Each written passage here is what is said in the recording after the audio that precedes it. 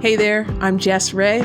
I've got a new record, and that means I've got new songs to talk about. So on this season of the podcast, I sit in my own kitchen and I talk to a couple of my best friends, and we go through the whole album song by song. We pull on threads and follow themes and see where the conversation leads. And as you listen along, I hope that you find something that you're looking for along the way. Thanks for being here. All right, this is episode 3. Find My Way Back. Find My Way Back is the song we're going to talk about. Here we go. So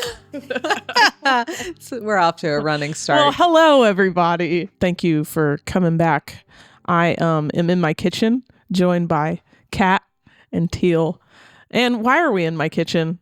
Because this podcast is inspired by the days long ago when I used to get home from work and I lived with Kat and my other friend, and we would end up on our kitchen counters talking about life and God and good and hard things. So yeah, that's what we want to do again today, kind of using one of my new songs as a starting point, and then we'll see where it goes. It's going to be a wild one, y'all, so buckle up. We're going to talk about my song, Find My Way Back. It's about 1 million different topics in here, so we'll see where it goes. But why don't we listen to the song first, and then we'll go from there. Let's do it.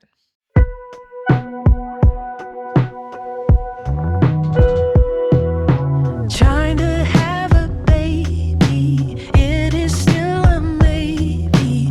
It'll make you crazy, worn from all the waiting, blooming in my own time, buy it on my own dime. I can call my own right, living out my own life. I'm healing from religion, reeling from the mission. Was it all a vision? Was it narcissism? Is my soul still yearning? Are the coals still burning? Are the wheels still turning? When did I stop learning? I'm calling on the spirit, speak so I can hear it, dying to be near it, silence how I fear it, words so sharp they cut through, old cliches will not do, to hell with my own truth, help me find my way back to you.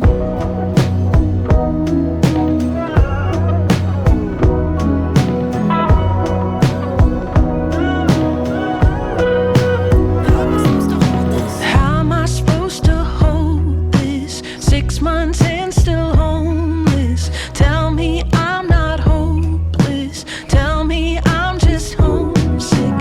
Found out I'm not patient. Turns out I was faking.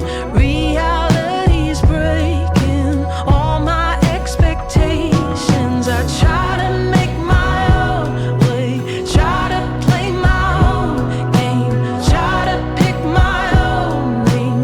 Tell me now what you'd say, and shower me in sunlight, swallow me in your life, take me on a joyride, break out from the inside, pray until it comes true, wake me and I'll come to, wait for me to come through, help me find my way back to you. When I heard him play this Baroque style piano solo, I was just like, I was walking in the producer Ben Shive, I was walking in my driveway just going, what? Feel my You know, like, fever what an break. interesting choice. So What cool. have I been chasing? Too much information. Part of me's been taken. Can I get my mind back? Can I find what I like? Go on, play that last track. Did I hear you say that you can make it all new? I love that. This unhinged guitar solo also. So fun. So much Chaos. happening here.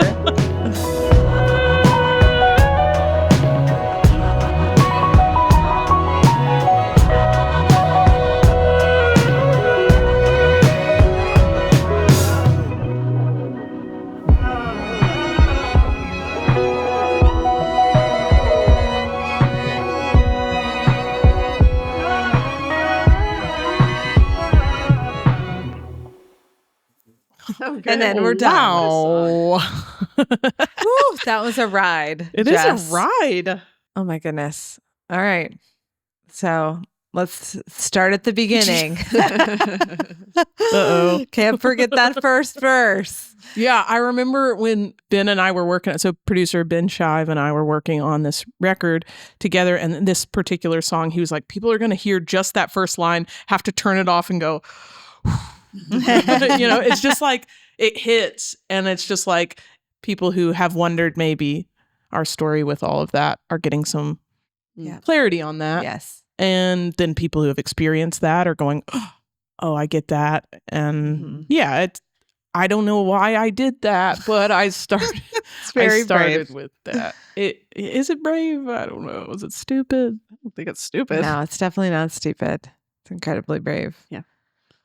Well, tell us more. I mean, did you write this in a concentrated amount of time? Like, does this feel like a song of a moment or a song of a season or a song of a lifetime? Yeah. So we're in my new house that we got a year ago. And before we moved in, one of the very first things we moved in was our piano.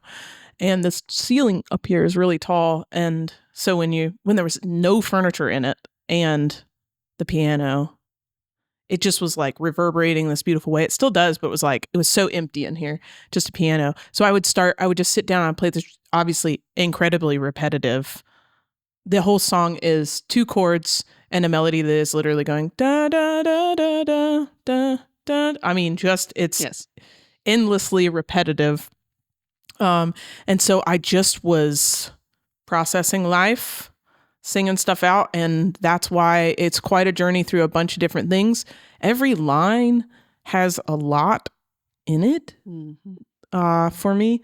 And then, I think it was so relieving to always feel it was this chaotic barrage of things that always comes back to this, help me find my way back to there's just everything's trying to pull me away from it. And so it was super fun with even just the way the recording sounds. I recorded all these weird vocal samples in there, and those are just playing, and there's a lot of different instruments. We just allowed obviously the electric guitar to do this really crazy thing. Then that Baroque piano part that kind of is light and floating and simple. And it's just hopefully sort of the music feels like the lyrics as well, with just what's happening. Yes. And then the only anchor point is this prayer to find my way back to God, to myself, to find my way back. Yeah. Yeah. So, okay. But back to that, Yes. Yeah, totally. We have to go there. Tell us. We do. We do. I was like, how did we not do it? Yeah. On the that was video. impressive. I just spin moved Are you out of practicing? Practicing for No, I think, I mean, Slippery. in the timing of this recording, only a month ago, not even that, 2 weeks ago, I played this song live for the first time. So the only people who have ever heard it, for quite a while, no one had heard this song, and I'm learning to play it for people. And obviously it reveals something about me that's very personal in the very opening line, which has made I literally was playing it from a hometown crowd for the very first time for anyone, just with my voice quivering, trying to sing it, just because it was just I know that this is hard to do. So I mean, it reveals a little bit about our story, which is that's we do want to have a baby. We've been married 8 years, and that's and for us, it is still a baby. Sorry to quote my own lyrics as I go along. But for us, the reality is we don't know which way this is going to go. And we're living in that in-between time. And as random as these lyrics feel, the first verse is about that part of our lives right now. Sort of. It's mostly about that. And the second verse is really about the fact that we lost our housing situation for a little while. And there was this whole big season of that. And then the third is kind of the influence of the times, social media, other stuff like that have made me feel like I was losing my mind a little bit. So almost the 3 main things in my life that have been challenges that I've been working through in this season. So to get back to your question, it was I kind of built it over time by just processing stuff, playing that same piano line. And the first verse really starts out with what to me is a pretty consuming part of our season of life right now, is living in yeah, it's just this kind of feels like endless question mark. Yeah. That is a challenge for sure. Yeah. Crazy making. It is crazy making. Mm-hmm. Yeah. The roller coaster of it, Yes. you know, is hard.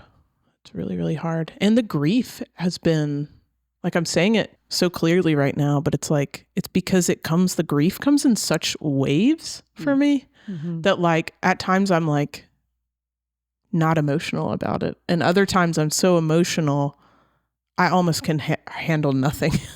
You know, it's like it's consuming. It's really like random how the emotion will just burst out only in certain times, unpredictable ways, you know. So I'm grateful that, you know, even for the sake of this recording, you know, I don't feel a huge wave at this point, but I'm sure it will come, you know. And yeah, I mean, I think more and more I'm going to open up about this season.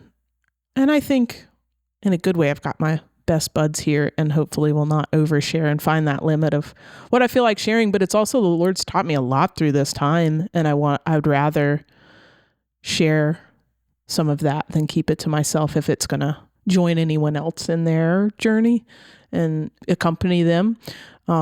You know, it has felt important. Like the night that I played the song for the first time, I actually was glad that I did, even though it was really scary. I think I'll be glad that I opened up about this. But yeah, I think in the coming weeks and even in the next episodes, maybe I'll get better and better at sharing about it. But there's plenty of other things to talk about in this song. Sure. Yeah. Fair enough. Yeah. Thanks, Jess. Yeah. Something that for me, just like as a musician and a creative person, that I find, which you've already kind of talked about, is like the fact that we're really just staying in the same place musically. And then we like have this kind of like a resolution of like, okay, I need to find my way back to you. I don't know. Can you talk more about like the way that the music itself and the way that we're just kind of staying on that B, just kind of like holding that out. And then, how that might feel connected to you to like what the song's about. Yeah. I do feel like, the music is matching the message of the song, and that there's this like hypnotic, repetitive thing that, it's just going between the 1 chord and the 4 chord, and it's just this melody that goes over and over again. And then I think in a cool way, there's like a descending. Yes. Da, da, da, da, da, da, da, da. So you're ending back on the 1, which if we're getting a little too music theory, like even if you don't know what that means, your body knows what that means when you hear it. That's right. Even you guys that don't know music theory, I'm sure when you get back to that like home base in the chord, that's what gives us that sense of like we've arrived back. Yes. And so that was intentional in how I did that descending line, falling back into where we belong, chord wise, which is certainly like the message of the song. Yes. You know? Yes. Yeah. And like even just hopping back into the lyrics, I was thinking about, you know, obviously the first section talking about how we don't have a baby and how that's not a part of our daily life. The second section, blooming in my own time, buy it on my own dime, I can call my own ride, living out my own life, is actually what my life looks like because I don't have kids. Right. Yeah. And like, I just was with someone who I was in Texas and I needed to get to the gig from their house. And I was like, I'll just call an Uber. And she just was like, is that safe? And I was like, oh yeah. Like I just do this all the time, you know, like, and I like, because we're living in what we call the dink days, double income, no kids. It's like, you know, I've worked hard for 10 years and like, I'm not trying to be like, oh, I've just like supported, but it's just like, I'm a woman who has worked. Operates, I mean, Teal can relate. It's like, yes, 100%. Like I've learned to do things because my life has been multidimensional. I long for the days when it will be brought, and I'm even leaning towards the days where it gets brought more into the home. Yes. Like what I'm realizing is there's like a deep desire. Yeah. Underneath my like based desire, my normal desires that I wouldn't think, oh, I just long to be home or be like motherly. But there's something like deep in me that actually does want to be centered more at home and caring for my home and stuff like that. But I've had 10 years of an awesome career and a ton of travel and all these experiences and kind of taking care of myself and calling my own rides and buying things for myself and living out my own life. And I always have been a late bloomer. Like all the time in my life, I felt like my friends are a little older or they are a little more into whatever that season is supposed to be. I'm like the last to do it.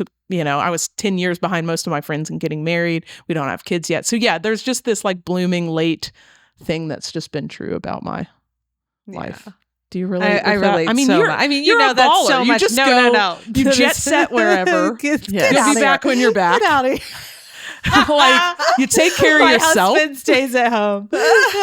Yeah, well, he has a job, but he loves to be home. He would not want to travel with me as much as I travel for work, but which is still not all that much. But I mean, yeah, our stories are mapped so similarly in a number of ways, including the 8 years of marriage and no children, despite a desire for that. And I mean, I think I just love what you said about, because I think we have this sort of narrative of like disorientation because you're just out there kind of doing your own thing. Right. And like you don't really care or you're, but there's also a kind of disorientation that is like, this is just the life I've been given in this season. And it doesn't feel like it's forever, but I don't know.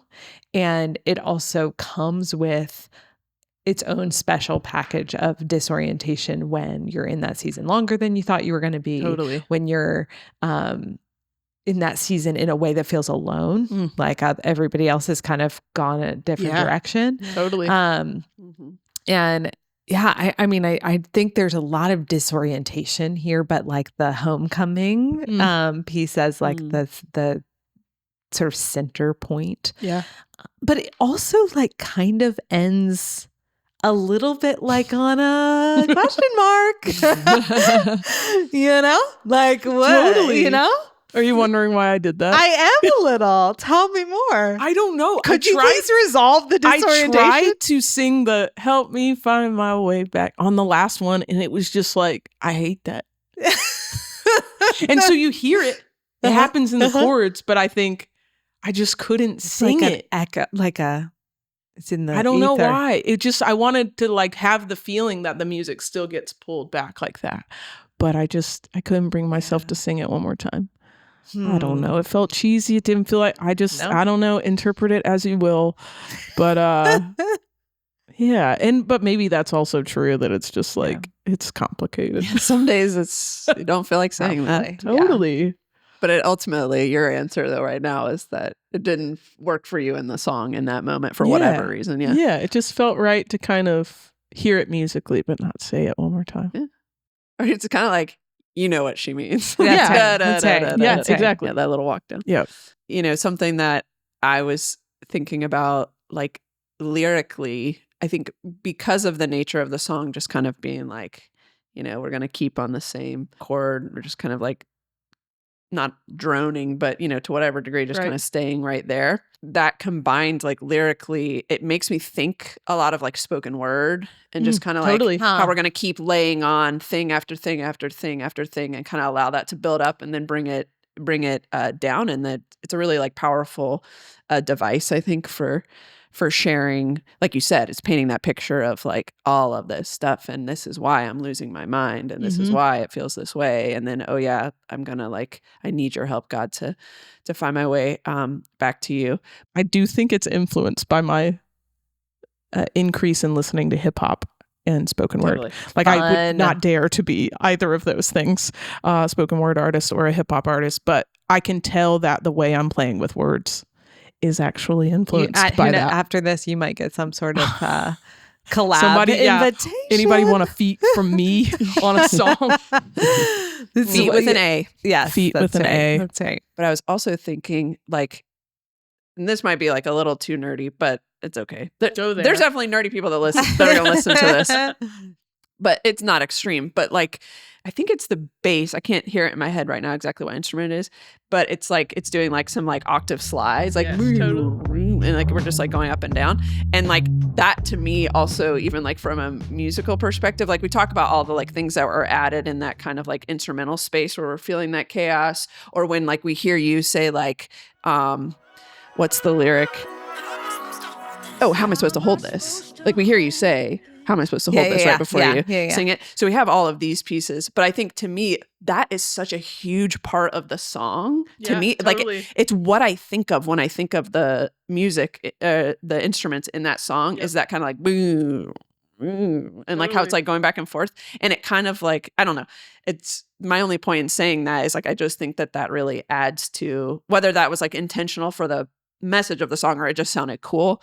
Both are probably maybe true, but like that even in and of itself to me just like feels like I'm jamming with it because like obviously like the drum is like looping this really fun beat, Right. but also I can kind of feel in my body this kind of like almost like a train just like churning like kind of something's thing. like churning and it just kind of keeps going forever and ever. I love that. Yeah.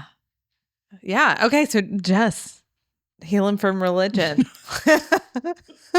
Yeah, healing from religion, reeling from the mission. Was it all a vision? Was it narcissism? Oh man. Yeah. Okay. So I've done. Please, the two of you better share some stuff on this because these girls have walked through it too. But I have done ministry for a long time now, and yeah, I think there's a lot of when you do ministry for 10 or 15 years. I mean, there's so much wounds that get picked up along the way. And they have to go somewhere. Like the Lord's got to heal you or you're going to burn out. And I think for so long, I really was like trying to do it for the Lord. Just be strong and push through. And ministry is everything. God's everything. Doesn't he need me to like, be strong for him? And it's just like, yeah, I just pushed really hard for so long. And because I do want God to be first in my life, I thought ministry had to be first in my life. And I've just come on, really like really spent most of my youth and my young adult life on that, which I do not regret. But like the wounds and kind of the tiredness and the fatigue after so many years has been hard. And so the two questions I'm asking are like, was it all a vision? Like, was this all like from God or was this narcissism? Because I've been in now multiple ministry settings where someone leading it had an enormous fall and caused a lot of damage on the way down and left us in the wake to clean up the mess. And so now that I've done that so many times, which I'm unfortunately like, I know that people relate with that.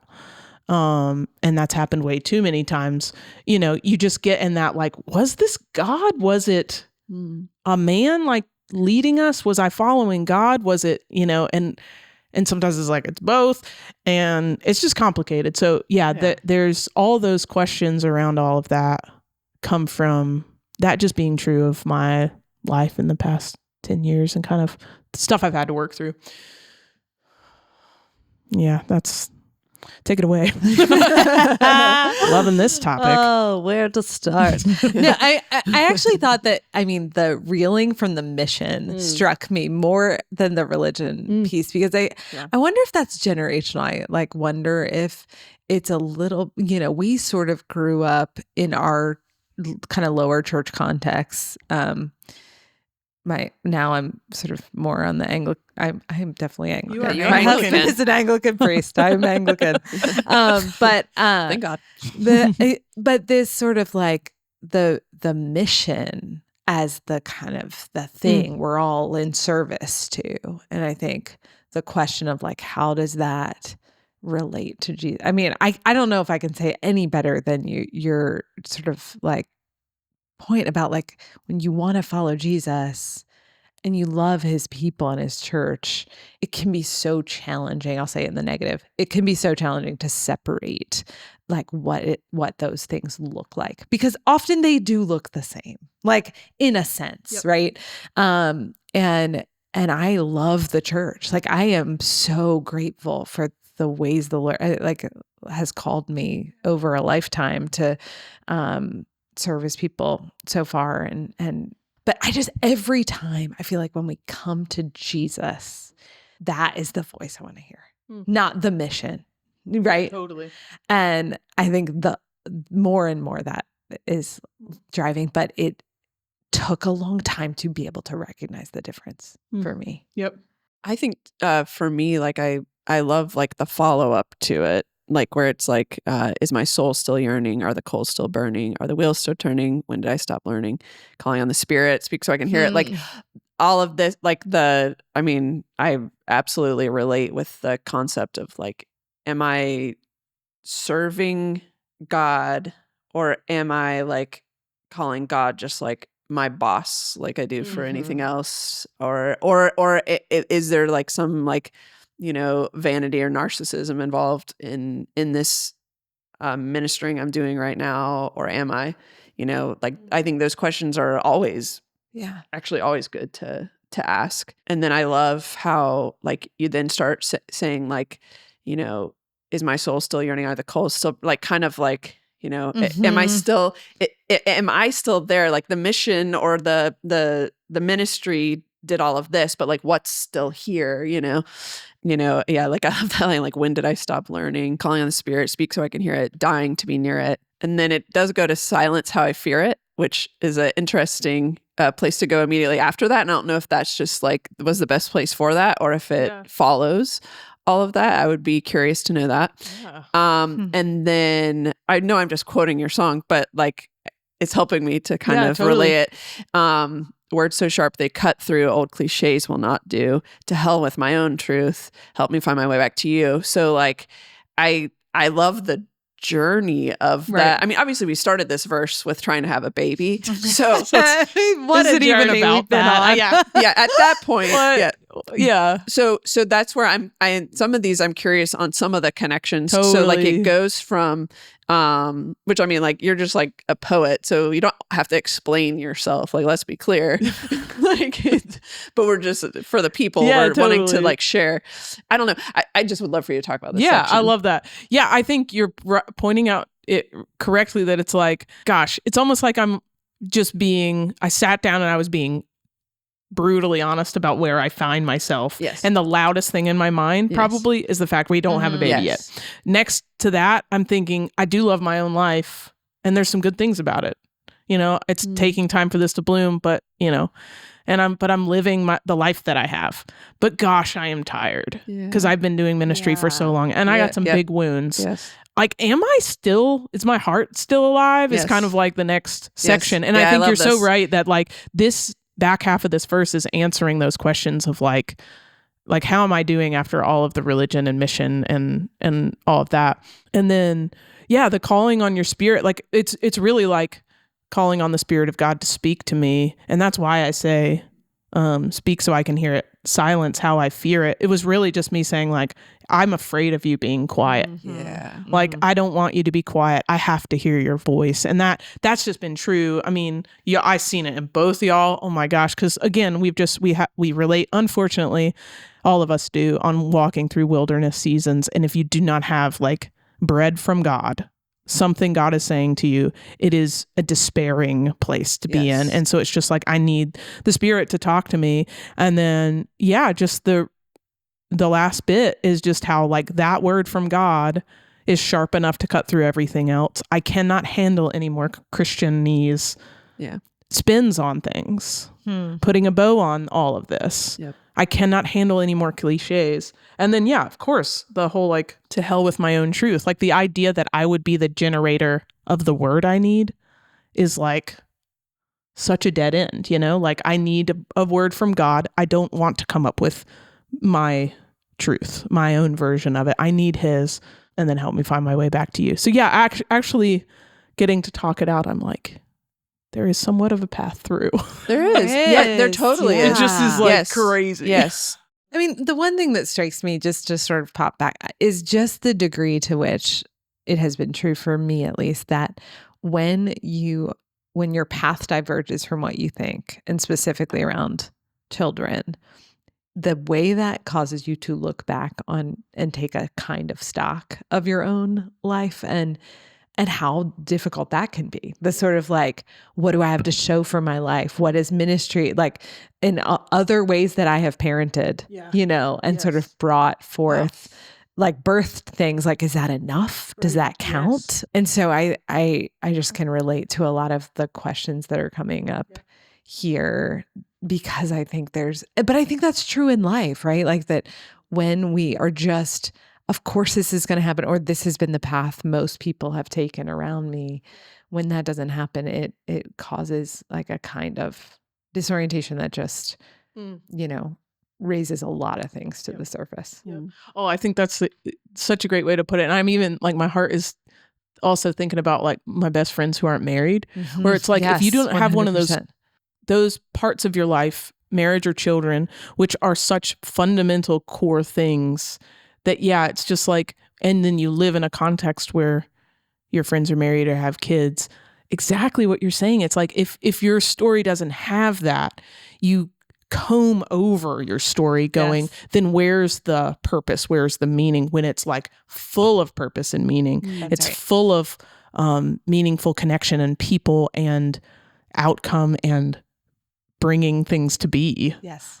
But it's like, it is hard. It is hard. And disorienting. I like that you're saying that word. Speaking of disorienting, 6 months and still homeless. Yeah. No Remember joke. that? It was 10 months too. 6 months was just when you wrote it. We won't tell yourself. It just like fell off the tongue. Oh, God. Like, Gotcha. So I wasn't even at some point it was 6 months. When I wrote it, but so let's do the fast version of this story. But it's been a wilderness couple of years for us and I say that because we left one point and don't know when we're arriving at the next. And we are in some weird no man's land between two things, like our desire to have kids, don't have them yet. It's a big question mark. So that was that whole season as well. On top of that, we found out about this amazing house and for years prayed that we might be able to purchase it because we knew it was empty and potentially available. Mm-hmm. After 2 years of prayer, we're under contract. I mean, these girls with me, they are like, we know. We walked through all of that.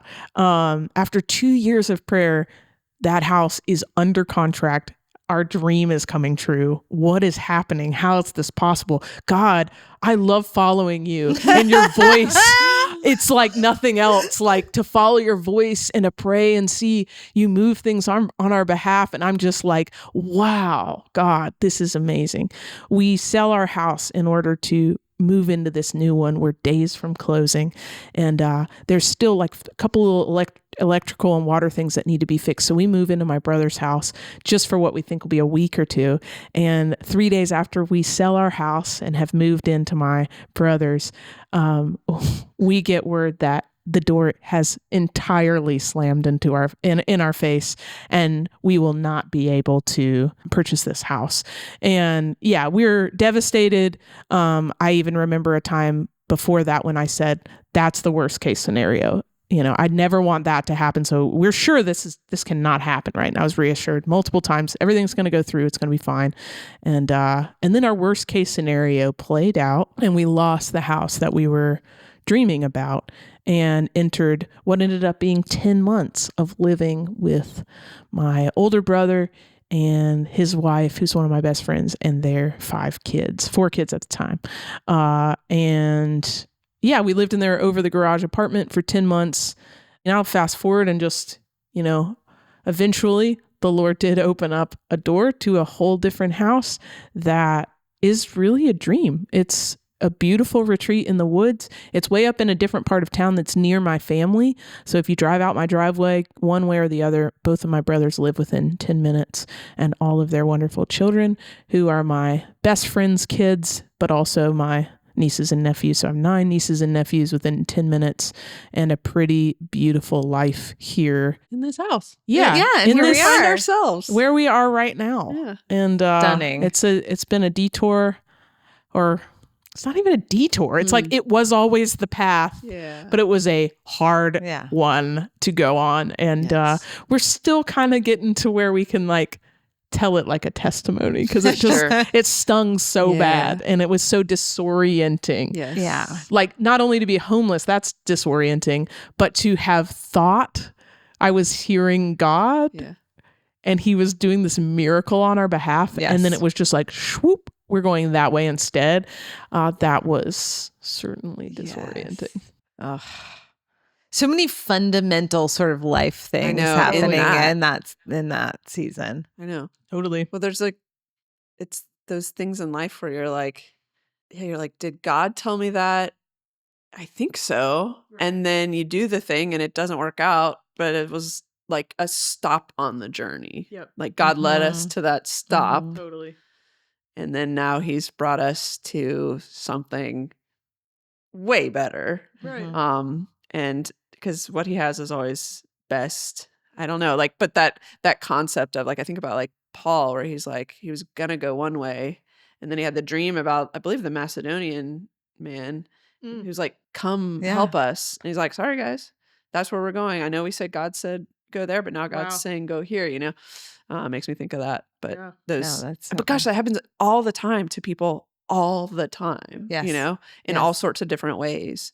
Yes. But yeah, like you said, so many like valuable things. And it was like such a, I mean, as your friend, it was such a crazy, frustrating journey to see you walk through, but also like just was so proud of you guys, how you Mhm. handled it. And like the home and the way that you made really the best of living there and getting to be with nieces and Totally. nephews and Yes. stuff. And then like the hard and the good of all of it was something to behold for sure. Mm. And just being on these different journeys with you, it's a joy to see you grow in those. That's so, I 100% second that. I mean, it was like, even your ability to articulate, I know it didn't feel like it, I'm sure you felt like, what am I even saying about what, Totally. but the poet and the artist sort of comes out in you in those seasons, especially, I think.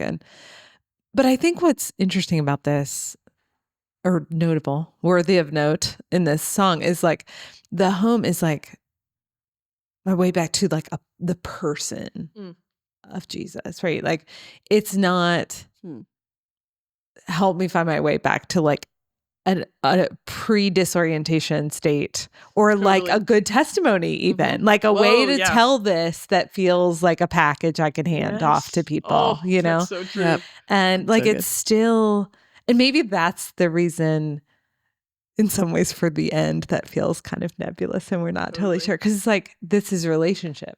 Mm. Yeah. There's not like a static point where you're like, and now we've arrived at a stasis that is going to be, That's right. you You're know, gonna keep going. graspable and Yes. neat and tidy. It just Totally. feels like you're also ready to embrace the ride Right.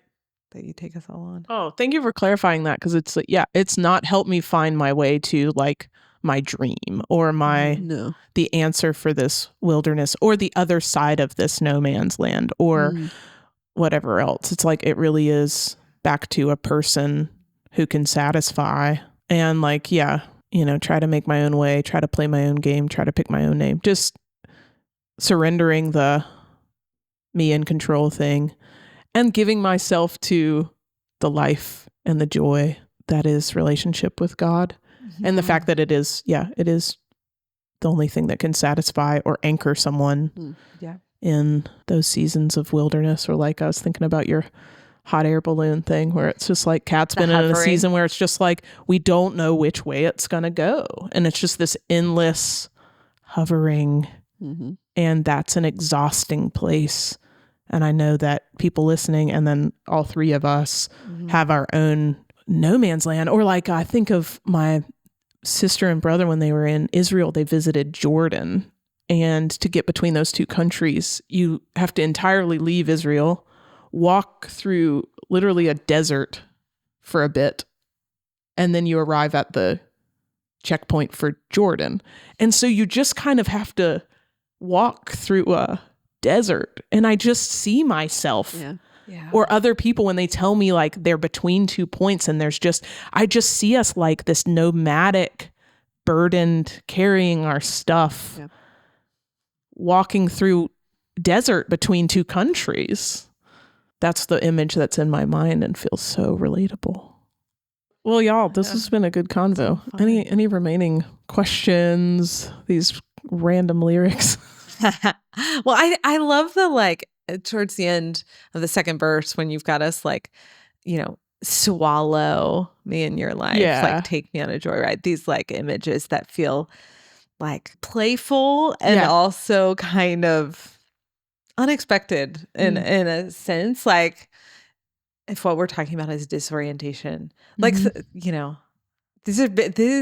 These are like amusement park kind of like things. Yes. I love that. Kat's about to ride a lot of roller coasters. So I'm that's trying to, appeal to her sensibilities. But yeah, like talk to us about that. Like what were you asking the Lord for? Yeah, I think, that's so interesting. It does get really like bright there. Yeah. And it's like kind of heavy in the top because I'm just like, I'm hopeless, homesick, not patient, faking. Expectations are being broken, which is such a hard thing to get through. And then there's kind of these lines that are me turning back to, I'd rather you be in control and not name myself and pick how this is going to go. And like, again, like giving things over to God actually is a relieving thing that lightens our heart. And I remember actually sitting in the little apartment that we were in for those 10 months and thinking about the word joy and how I was really unhappy in that season. And things that would make me more happy were like getting to eat what I wanted and drink what I wanted and watch what I wanted. Like they would give me these spikes of happiness. And I was just like, then what is joy? If happiness really is a thing that I could like increase or decrease based on like what I do. And some of that's fine and some of it's not and all of that. Like what is joy? And I felt like the Lord told me joy is eternal perspective that brings lightheartedness. Eternal perspective that brings lightheartedness. And so that like honestly started to finally help me like anchor in something where it's just like, there's a bigger story here. God is in control. There's somewhere like you'll understand in time, but there's like more happening here. Can you like come up to that with me?